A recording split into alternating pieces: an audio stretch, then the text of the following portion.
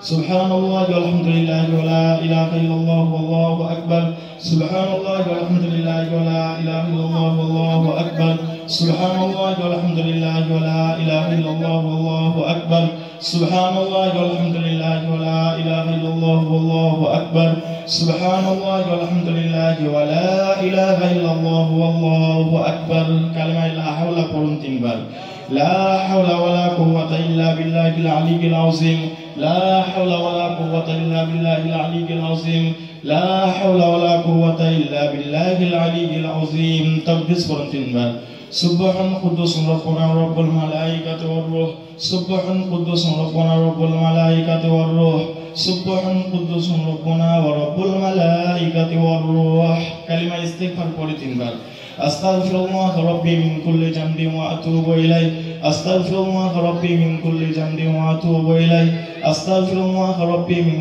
كل ذنب وأتوب إليه حقا وجبا অর্থাৎ আউযু বিল্লাহি বিসমিল্লাহ শরীফ সূরা ফাতিহা একবার বিসমিল্লাহ শরীফ সূরা ইখলাস তিনবার সূরা ফালাক একবার নাস একবার শেষে কয়েকবার দরুদ শরীফ أعوذ بالله من الشيطان الرجيم بسم الله الرحمن الرحيم الحمد لله رب العالمين الرحمن الرحيم مالك يوم الدين إياك نعبد وإياك نستعين اهدنا الصراط المستقيم صراط الذين أنعمت عليهم غير المغضوب عليهم ولا الضالين آمين بسم الله الرحمن الرحيم قل هو الله أحد الله الصمد لم يلد ولم يولد ولم يكن له كفوا أحد بسم الله الرحمن الرحيم قل هو الله أحد الله الصمد لم يلد ولم يولد ولم يكن له كفوا أحد بسم الله الرحمن الرحيم قل هو الله أحد الله الصمد لم يلد ولم يولد ولم يكن له كفوا أحد بسم الله الرحمن الرحيم قل أعوذ برب الفلق من شر ما خلق ومن شر غاسق إذا وقب ومن شر النفاثات في العقد ومن شر حاسد إذا حسد بسم الله الرحمن الرحيم قل أعوذ برب الناس ملك الناس إله الناس من شر الوسواس الخناس الذي يوسوس في صدور الناس من الجنة والناس حقا درود شريف অথবা আমরা যে যা দরুদ শরীফ জানি পড়ি পাঁচবার اللهم صل وسلم وبارك على عبدك ورسولك الكريم رحمة للعالمين شافي المذنبين سيدنا مولانا نبينا محمد وعلى آله وآل بيته وأولاده وذرياته وأزواجه وأصحابه وأوليائه أمته أجمعين كما صليت وسلمت وباركت ورحمت على سيدنا إبراهيم وعلى آل سيدنا إبراهيم إنك حميد مجيد اللهم صل وسلم وبارك على عبدك ورسولك الكريم رحمة للعالمين شافي المذنبين سيدنا مولانا ونبينا محمد وعلى آله وآل بيته وأولاده وذرياته وأزواجه وأصحابه وأوليائه أمته أجمعين كما صليت وسلمت وباركت ورحمت على سيدنا إبراهيم وعلى آل سيدنا إبراهيم إنك حميد مجيد اللهم صل وسلم وبارك على عبدك ورسولك الكريم رحمة للعالمين شافي المذنبين سيدنا مولانا ونبينا محمد وعلى آله وآل بيته وأولاده وذرياته وأزواجه وأصحابه وأوليائه أمته أجمعين كما صليت وسلمت وباركت ورحمت على سيدنا إبراهيم وعلى آل سيدنا إبراهيم إنك حميد مجيد اللهم صل وسلم وبارك على عبدك ورسولك الكريم رحمة للعالمين شافي المذنبين سيدنا مولانا نبينا محمد وعلى آله وآل بيته وأولاده وذرياته وأزواجه وأصحابه وأوليائه أمته أجمعين كما صليت وسلمت وباركت ورحمت على سيدنا إبراهيم وعلى آل سيدنا إبراهيم إنك حميد مجيد اللهم صل وسلم وبارك على عبدك ورسولك الكريم رحمة للعالمين شافي المذنبين سيدنا مولانا ونبينا محمد وعلى آله وأهل بيته وأولاده وذرياته وأزواجه وأصحابه وأوليائه وأمته أجمعين كما صليت وسلمت وباركت ورحمت على سيدنا إبراهيم وعلى آل سيدنا إبراهيم إنك حميد مجيد اللهم ربنا آمين أعوذ بالله من الشيطان الرجيم بسم الله الرحمن الرحيم ربي أعوذ بك من همزات الشياطين وأعوذ بك ربي أن يحضرون حسبنا الله ونعم الوكيل نعم المولى ونعم النصير ربنا ظلمنا أنفسنا وإن لم تغفر لنا وترحمنا لنكونن من الخاسرين رب ارحمهما كما ربياني صغيرا رب ارحمهما كما ربيانا صغيرا رب أوزعني أن أشكر نعمتك التي أنعمت علي وعلى والدي وأن أعمل صالحا ترضاه واصلح لي في ذريتي إني تبت إليك وإني من المسلمين ربنا واجعل لنا من لدنك وليا واجعل لنا من لدنك نصيرا ربنا تقبل منا إنك أنت السميع العليم وإنك قريب مجيب الدعوات يا قاضي الحاجات برحمتك يا أرحم الراحمين حقا يدرسل اللهم صل وسلم وبارك على عبدك ورسولك ورحمة العالمين شافي المذنبين سيدنا مولانا نبينا محمد وعلى آله وبيته وأولاده وذرياته وأزواجه وأصحابه وأوليائه وأمته أجمعين كما صليت وسلمت وباركت ورحمت على سيدنا إبراهيم وعلى آل سيدنا إبراهيم إنك حميد مجيد لا إله إلا الله محمد رسول الله نور من نور الله صلى الله عليه وعلى آله وصحبه وبارك وسلم الفاتحة سورة الفاتحة قرآن أكبر أعوذ بالله من الشيطان الرجيم بسم الله الرحمن الرحيم الحمد لله رب العالمين الرحمن الرحيم مالك يوم الدين إياك نعبد وإياك نستعين اهدنا الصراط المستقيم صراط الذين أنعمت عليهم غير المغضوب عليهم ولا الضالين آمين أكبر درود الشريف اللهم صل وسلم وبارك على عبدك ورسولك ورحمة العالمين شافي المذنبين سيدنا مولانا ونبينا محمد وعلى آله وبيته وأولاده وذرياته وأزواجه وأصحابه وأوليائه وأمته أجمعين كما صليت وسلمت وباركت ورحمت على سيدنا إبراهيم وعلى آل سيدنا إبراهيم إنك حميد مجيد لا إله إلا الله محمد رسول الله نور من نور الله صلى الله عليه وعلى آله وصحبه وبارك وسلم حقا درود الشريف اللهم صل وسلم وبارك على عبدك ورسولك رحمة للعالمين شافي المذنبين سيدنا مولانا ونبينا محمد وعلى آله وأهل بيته وأولاده وذرياته وأزواجه وأصحابه وأوليائه وأمته أجمعين كما صليت وسلمت وباركت ورحمت على سيدنا إبراهيم وعلى آل سيدنا إبراهيم إنك حميد مجيد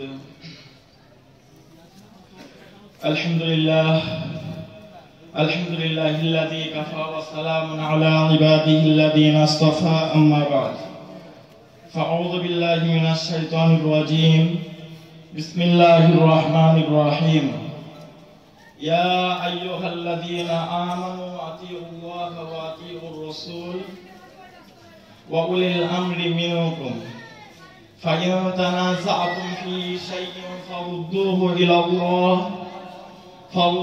إلى الله والرسول إن كنتم تؤمنون بالله واليوم الآخر ذلك خير وأحسن تعبيلا صدق الله العظيم আলহামদুলিল্লাহ সমস্ত প্রশংসা গুণগান গুণকীর্তন আরাধনা অরচনা বন্দনা সেই মহিয়ান গরিয়ান সর্বশক্তিমান সর্বোচ্চ সর্বশ্রেষ্ঠ যিনি সকল জীবের সৃষ্টিকর্তা যিনি অব্যয় অক্ষয় করুণাময় যার দয়ার সীমা নাই করুণার অন্ত নাই তার প্রশংসার ভাষা নাই যিনি সকল জীবের রুচিদাতা বিশ্বের প্রতিপালক পরিচালক নিয়ন্ত্রক প্রবল পরাক্রমশালী অথচ দাতা দয়ালু সে আল্লাহ রাব্বুল আলামিনের উপর যিনি আমাদেরকে বড় ভালোবেসে মেহেরবানি করে দয়া করে মায়া করে এশার নামাজ বাদ এই পবিত্র মজলিসে আসার বসার দিনাত কদরে রাসূলের দু চারটে কথা বলার শোনার তৌফিক দান করেছেন তার শুকরিয়ার্থে আমরা সকলে মহব্বতের সাথে বলি আলহামদুলিল্লাহ। তারপরে পরে জানাই আমার নবী আপনার নবী নবী কুলের শিরোমণি তো জাহানের বাদশা আরবের দলাল মামিনার লাল মক্কার বাতি মদিনার জ্যোতি বিশ্ব মানবতার অগ্রদূত শান্তির মূর্ত প্রতীক ইসলামের কান্ডারি ধারক ও বাহক জগৎগুরু বিশ্বগুরু সাইয়্যিদুল মুরসালিন শাফিউল মুজনিবিন রাহমাতাল লিল আলামিনের উপর শতকোটি দরুদ সকলে বলুন সাল্লাল্লাহু আলাইহি ওয়াসাল্লাম। বর্ষিত হতেই থাকুক সকলে আরো একবার মহব্বতের সাথে বলুন আল্লাহুম্মা আমিন। মহান করুণাময় আল্লাহ, সময় খুব সংক্ষিপ্ত সময়ে সংক্ষিপ্ত আলোচনা ইনশাআল্লাহ।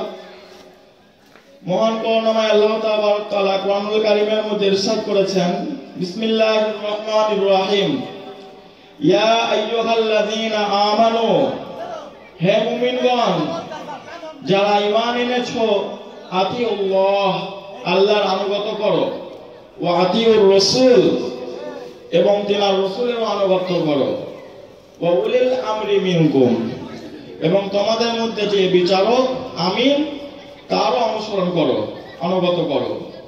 ফাইন তানাযাতুম ফি শাইইন ফারুদ্দুহ, এবং তোমাদের মধ্যে যখন কোন বিষয়ের মতবিরোধ দেখা দেবে, মতবিরোধ হবে, ইলাল্লাহি ওয়া রাসূলি, তোমরা আল্লাহ এবং রাসূলের দিকে প্রত্যাবর্তিত করো, আল্লাহ এবং রাসূলের দিকে তোমরা ফিরে এসো। ইন কুনতুম তুমিনুনা বিল্লাহ, যদি তোমরা আল্লাহকে বিশ্বাস করো, ওয়াল ইয়াউমিল আখির, এবং পরকালে বিশ্বাসী হও। যালিকা খায়রুন, এটাই তোমাদের জন্য উত্তম, ওয়া আহসান, ভালো, তাবিলা, পরিসমাপ্তি, এটাই তোমাদের ভালো, এটাই তোমাদের জন্য মঙ্গল কল্যাণকর, এবং এর পরিণামটাও হবে ভালো, শুভ। কিন্তু সমস্যা একটা, এখানে এই উলিল আমরি মিনকুম নিয়ে আলোচনার প্রারম্ভে একটা সংক্ষিপ্ত আলোচনা কথা বলি। দেখুন, আমরা সকলে মুসলিম, ম্যাক্সিমাম আমরা সকলে মুসলিম ভাই।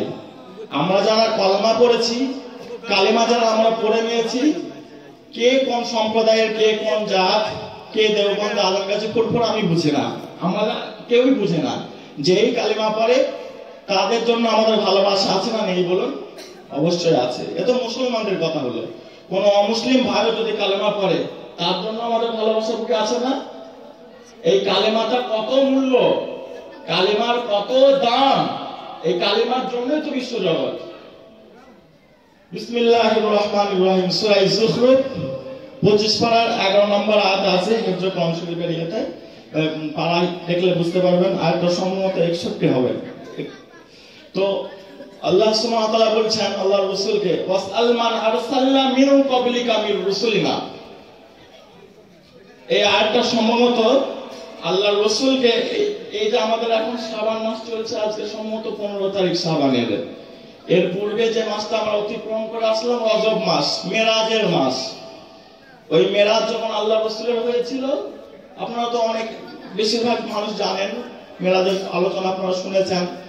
তো আল্লাহর রাসূল যখন মেরাজ করলেন, মসজিদুল হারাম থেকে মসজিদুল আকসায়, যে ফিলিস্তিন যেখানে আজ ইসরায়েলের সাথে সমস্যা হচ্ছে, সেই মসজিদুল আকসায় যখন উনি ইমামতি করলেন, সমস্ত নবী রাসূলদের উনি যখন নেতৃত্ব দিলেন, ইমামতি করলেন, ওখানে আল্লাহর রাসূলকে জানতে প্রশ্ন করা হলো, আল্লাহর রাসূলকে জিজ্ঞেস করতে বলা হলো যে রাসূল তুমি বলো, ওয়াসআল মান আরসালনা মিন ক্বাবলিকা মির রাসূলিনা, তোমার পূর্বে আমি যেসব রাসূলদের পাঠিয়েছি, রাসূলগণ নবী রাসূল পাঠিয়েছিলাম,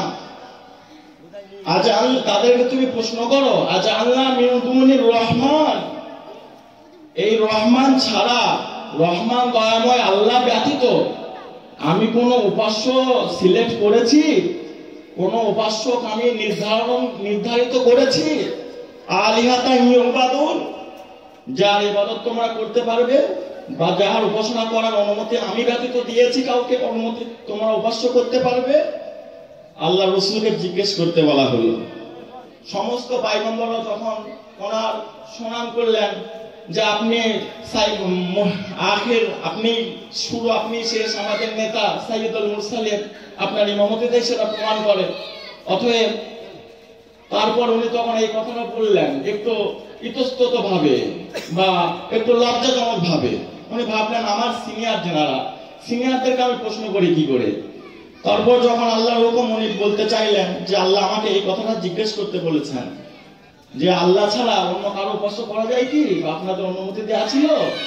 তখন সমস্ত নবী রাসূলগণ পয়গম্বরেরা বলেছিলেন, না, আমাদেরকে একটাই দায়িত্ব দেওয়া ছিল, লা ইলাহা ইল্লাল্লাহ, সুবহানাল্লাহ, লা ইলাহা ইল্লাল্লাহ, এই কালেমাটাই আমাদের দায়িত্ব দেওয়া ছিল।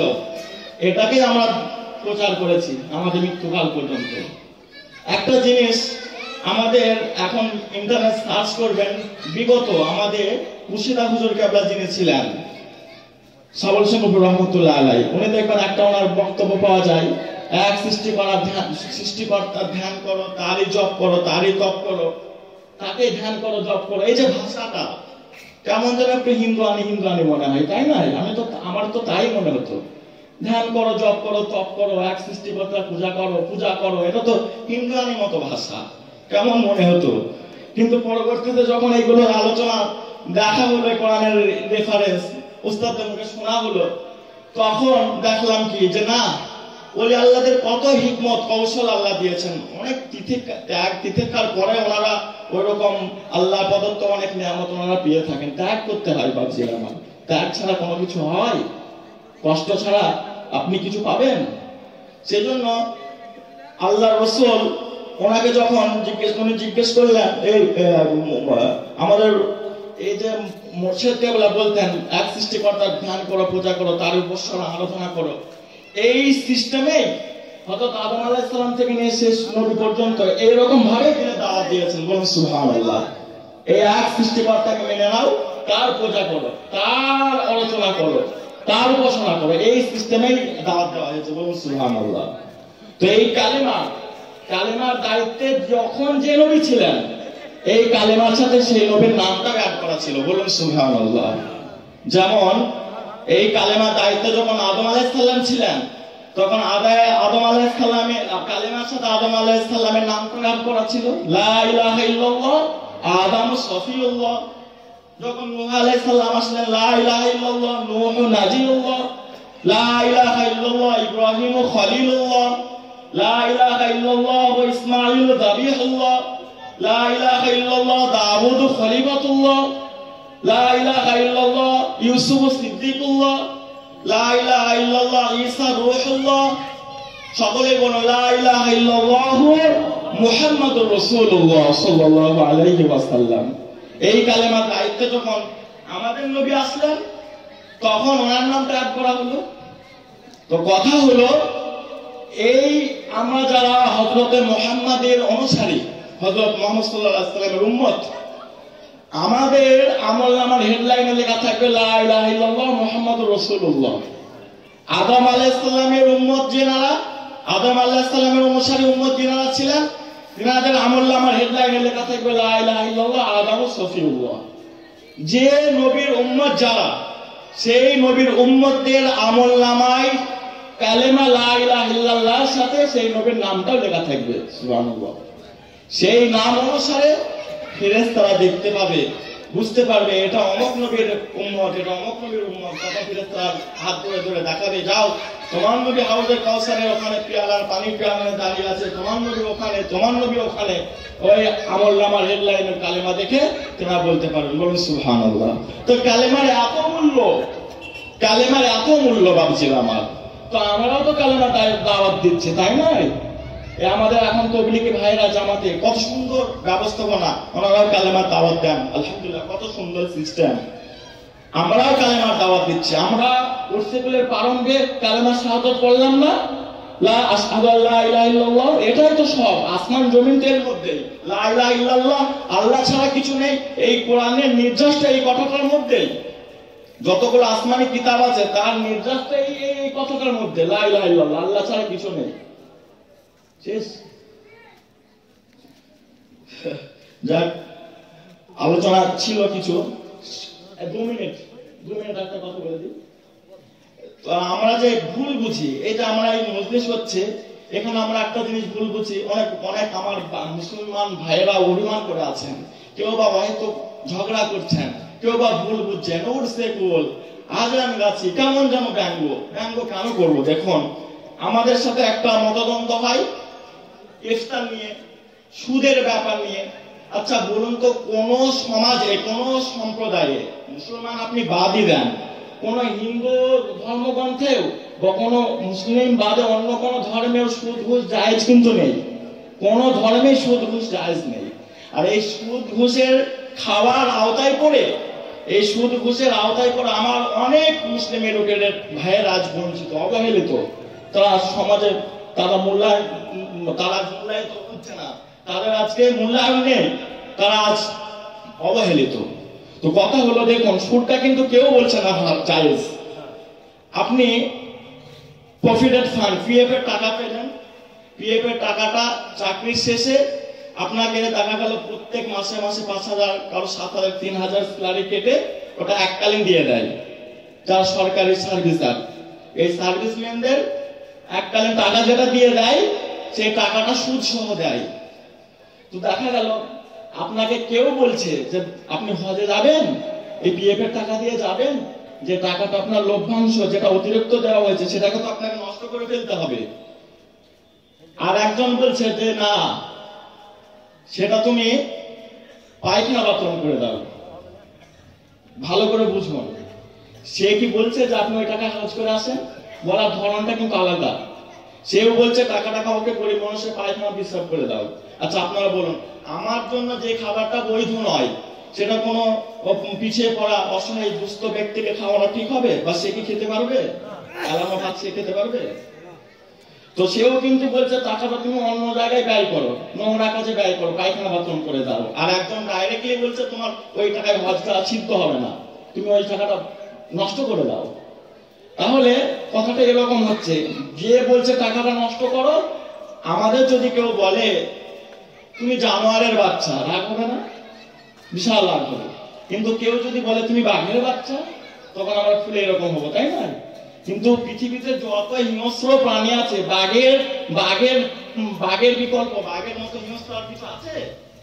যখন বাঘের বাচ্চা বলা হচ্ছে তখন রাগ হচ্ছে না, আর যখন জানোয়ারের বাচ্চা বলা হচ্ছে তখন কিন্তু আমরা রেগে যাচ্ছি। বাঘের থেকে হিংস্র জানোয়ার আর কিছু আছে পৃথিবীতে?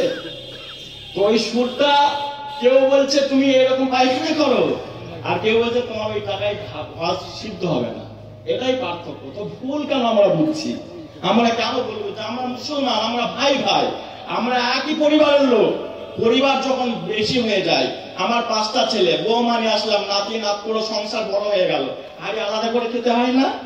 আমি হাড়ি আলাদা করে খাচ্ছি বটে, কিন্তু আমি কি আমার পিতা থেকে বিচ্ছিন্ন? আমার পিতাকে যদি কেউ আক্রমণ করে, হয়তো গালি গালাজ করে, আমি আমার পিতার জন্য তার সাথে জিহাদ করবো না, লড়বো না, মারবো না তাকে? আমার হাড়ি আলাদা কি আছে? আমি পরিবার এক, আমার লাঠি এক। সুতরাং আমরা আজান গাছি, আমরা দেওবন্দি ফুল পড়া, আমার নবীকে যদি তুমি কেউ গালি দেয়, ও আজান গাছির লোকরা দেখুক, এটা কি করবো? আমরা মুসলমান হিসাবে আমরা একই পরিবারের লোক, আমাদের হাড়ি আলাদা, সংসার বড় হয়ে গেছে, হাড়ি আলাদা, লাঠি আমাদের একই। এই ভ্রাতৃত্ব যদি আমাদের ভিতর না থাকে, আমরা এই জগতেও পরিত্রাণ পাবো না, আখেরাতেও পরিত্রাণ পাবো না। আল্লাহ আমাদের সকলকে সহি ভুল দান করুন। আলোচনার মধ্যে যা কিছু ভুল হয়ে গেছে আল্লাহ তুমি আমাকে ক্ষমা করুন আল্লাহ। এবং আমরা সকলেই মিলেমিশে হিংসা বিদ্বেষ ভুলে, পরনিন্দা পরচর্চা চুগলামি ভুলে, আমরা মুসলমান ভ্রাতৃত্ব অটুট রেখে, সম্প্রীতি বজায় রেখে আমাদের শেষ সম্পদ ঈমান নিয়ে আমরা পরকালে পাড়ি দিতে পারি, আল্লাহ সেই তৌফিক আমাদের সকলকে দান করুন। সকলে বলুন আল্লাহুম্মা আমিন, আল্লাহুম্মা আমিন।